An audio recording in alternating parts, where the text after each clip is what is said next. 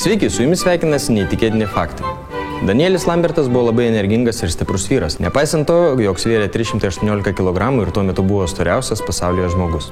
Nors Danielis niekada nepiknaudžiavo maistu bei nevartojo alkoholio, tačiau jo svoris ėmė augti jam sulaukus 21 metų ir nesustojo iki pat mirties.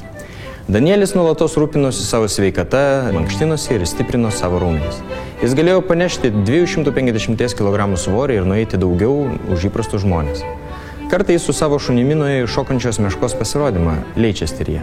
Nelaimė jo šuo nutrūko nuo pavadėlio ir įkando meškai. Meška nubloškė šunį ant žemės sodinėliui, paprašius sutramdyti mešką, prižiūrėtojas vietoje to nuėmė antsnukį. Tuomet Danielis įsikišo, trenkė meškai su kuolu ir smogė į galvą kairę ranką. Meška nukrito ant žemės, o šuo sugebėjo išsaugoti sveiką kailį. Lambertas netikėtai mirė 1809 m. birželio 21 dieną. Kad būtų lengviau nugabenti į paskutinę kelionę, prie jo karsto buvo pritaisyti ratai, tačiau įkelti karstą į duobę vis vien prireikė 20 vyrų ir pusės valandos. Ačiū žiūrėjusiems.